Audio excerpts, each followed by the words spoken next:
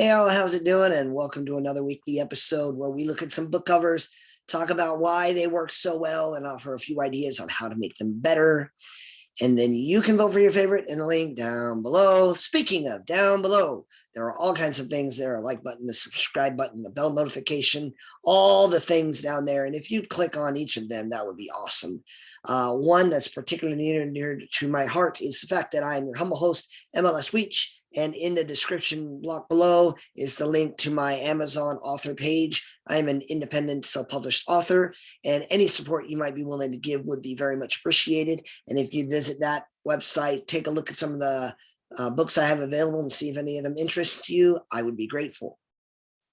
So we got a couple big things to do today because we get to announce the winner for the November book cover of the month, which we're going to do first.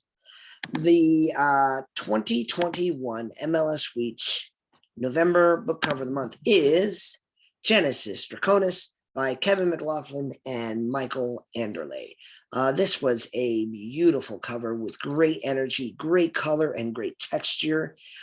It's a wonderful entry into the 2021 M.L.S. Weech Book Cover of the Year Award. My thanks to those who voted.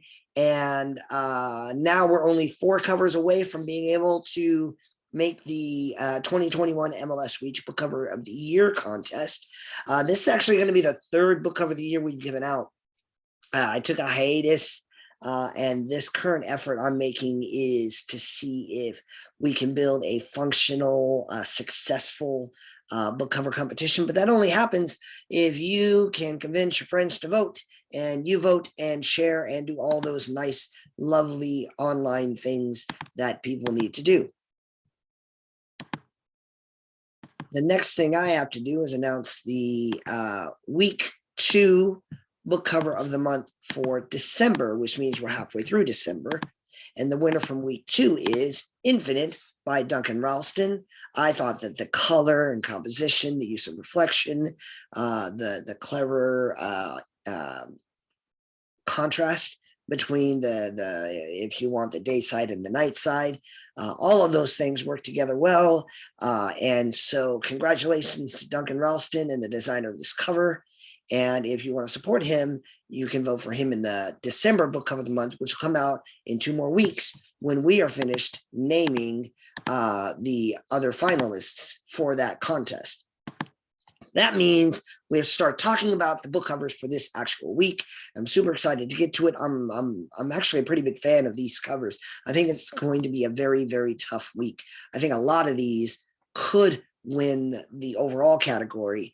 It'll be interesting to see if the winner of this contest wins the December contest, because it's real close, in my opinion, this time around. So let's see if you guys think I'm right. The first one we're going to look at is Anvil Dark by Jan Chaney and Terry Maggard. So this book cover has great composition. If you look at this guy here, he's perfectly placed in his own independent space. Sure, there's that ring in the very, very far background, but at that point, it becomes such a neutral color and it blends in with the background. It doesn't look like anything going through his head. It doesn't look like anything going crazy. So he's placed well. The ship above is placed well. The light is done well. The text is well chosen and well colored. So all of these elements work together. It's currently #1 in its category for Space Marine. So it's clearly doing a lot of things right. And I'm glad that it's an entry in this particular week's contest. The next one we're going to talk about is Blind Space by Jeremy Zahl. This cover does a couple things I think are neat. The first thing is the rendering of the art in itself is cool. I like the detail in the technical design, in the figures that are given. And then the really cool thing they do, again, anytime a designer starts actually accounting for the text in a design, they're taking design to a whole other level. It really helps a book cover stand out when the text isn't just slapped on art. Here, the light generated by the figures below, they they flow upward and become part of the letters in the title of the book. That's a very, very sweet technique. I was really pleased by it. The font is legible. The color is good. So I've done 2 covers now, and I just don't have a lot of critique so far. The covers are just that good. I don't really know what I do to make these guys better. So it's going to be tough for you guys to pick a favorite. The next one, I will have a few critiques on. It doesn't really make it a bad cover. It just means there are a few ideas that I'd give a try. This is called The Long Way Home by E.G. Stone. I'm a little partial to Grim Reaper stories because I've written one. You can find that in my author link down below. So it's real clever to use like this death persona as a character. You give them clothing, which gives them a more human feel. And the wings along the way are part of a stylistic choice the author does throughout a series. The only thing I would have done is I would have done a little more work with the lighting. I would have given him some backlight to separate him from the background. He kind of bleeds in there a little bit, and that creates some issues. And the other thing I would have done is I would have given him some sort of lighting technique on the skull itself, so it has a little better depth and a little better texture. It's not bad at all, but doing those things would have helped that figure stand out more and be easier to see, especially when you're scrolling through Amazon and it's just book cover after book cover. You got to do something to help catch that eye, and light is a very powerful tool in that regard. The next book cover we're going to talk about is Cross the River by Jared Reed. I'll bring it up for you guys to see here. Anytime I see this font, what is it called? Flight of the Navigator might have done it, but there's another one that I'm thinking about, The Last Starfighter, I believe. Anytime you have this color, you're going to immediately capture the minds of people who looked at classic 80s sci-fi that same way. If the author didn't do it or the designer didn't do it on purpose, they really didn't do themselves a big favor, because anyone who sees font like this in a color like this with a single figure on the cover, all of that screams Last Starfighter, Flight of the Navigator, those kinds of things. Flight of the Navigator's poster and DVD cover, if you're a sci-fi nerd, it's not quite this stark. It's much more like Last Starfighter, but those things are real powerful. I know it's a big part of my childhood, and anyone who's my age would think the same. And a lot of youth today, they're going back. A lot of these 80s themes are retro. That's why things like Ghostbusters are being rebooted. So you got to be cognizant of those things. If you were doing it on purpose, then you did it right. This is a beautiful cover with brilliant color. I like silhouettes. Some people hate them. Some people love them. I haven't met anyone who's in between. I'm not really sure what he's holding there. It might be a sword. But other than that little detail, he's holding a weapon of some kind. So I guess that's relevant.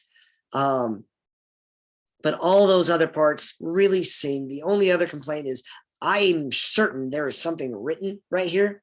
I just can't for the life of me tell what it is.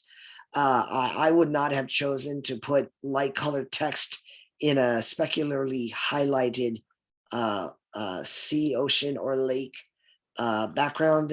No one's reading that.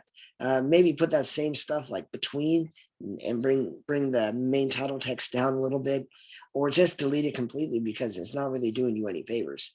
But those are my only 2 knocks on this particular cover.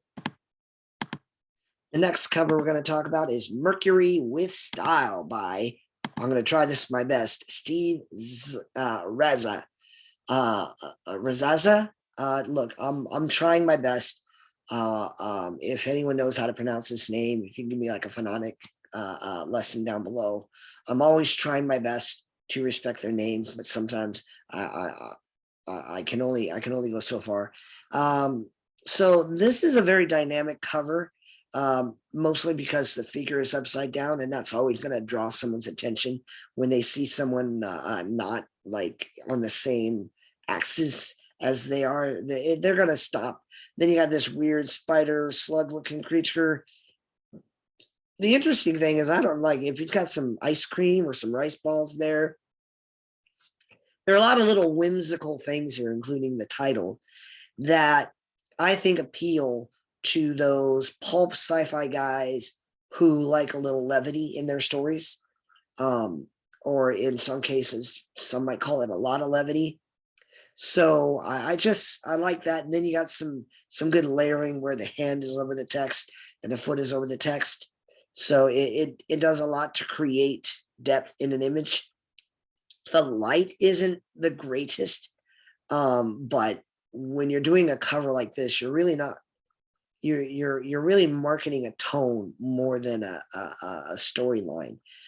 So I mind this less than the other cover, because this cover, there's too much going on here. What it's communicating is this is a fun kind of chuckle-worthy, zany story, and if it isn't, then the designer probably needed to go back to the area. I know some people might look at this and be like, oh, hey, he's about to get eaten. What's funny about that? Whatever's going on, this is a man about to be eaten by a monster and the man was about to eat some ice cream. I think that's ice cream's got to be. So there's just too many zany things in here for me to think this story is the most, heart pulsing, action driven thing, rather than, if you want to have some fun and escape for a little bit, go and pick this cover up. So I haven't read it. If you have, and I'm right, and it's a laughing good time, let me know in the comments down below, because I would appreciate that information. Two more covers to look at. Honestly, I chose The Ones You Meant to Save by Shane Shepherd for that sky all by itself.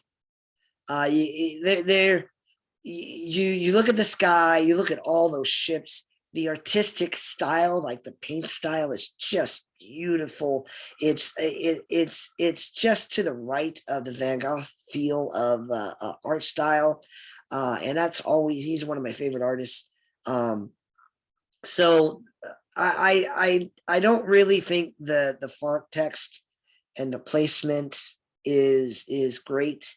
Whenever I see these, I think an artist sent great art, and then a well-meaning author just went ahead and slapped some text on there. He made some effort with the text to change some weight and style to be artistic with the text, and I give them credit for the effort, but I can't give them credit for the execution in that regard. But that sky and those ships and that detail, it has to be worthy of mention and consideration. Last cover we're going to talk about for the week is The Boy with a Spider Face. The Boy with the Spider Face by AJ Franks. I'm bringing it up for you right now. So this particular cover is really starkly different than the rest. It's going to stand out because it's much darker in tone than the others, but it's still good detail. I like the choice of the text for this cover. It's not a good font for anything, but it works very well for this cover specifically, and that's good decision making. But man, this needed some love with the light. It needed some form of light, a light side and a dark side. Here you might do something called split light. I might even invert it, where the spider side is the lit side and the normal side is the starkly darker side. It's just so flat. And if all you do is just give it a little bit of lighting, this goes from a very good cover already because of the clever concept to a brilliant cover in just 1 millisecond. It's still brilliant in comparison with the 25 or so pages I reviewed on Amazon today, but it could have been that much stronger. So those are the entrants, and you can vote for your favorite in the link down below. Happy Thanksgiving to you all. I hope that Thursday was a day of friends and fellowship and family. I hope you were surrounded in love. I hope that your weekend has been filled with relaxation, fun, maybe a little bit of shopping without any, monstrous people fighting over boxes and presents. If you're out there shopping and someone's like arguing with you over a gift, just just give it over to them. That box you're holding isn't more important than the one you're thinking about while you're holding it. So my love to you all, my happiest Thanksgiving to you all. And I just want to throw a shout out. Happy birthday to my niece River, and happy birthday to my sister Crystal. They have the same birthday, so it kind of works that way. Their relationship, Crystal isn't River's mom, but I got a lot of sisters. So happy birthday to those folk. It's always rough when you have a birthday around or on a holiday because people tend to forget it. But I just can't offer you enough warm wishes and enough happy thoughts. And as always, I will see you next week, and God be with you. Bye.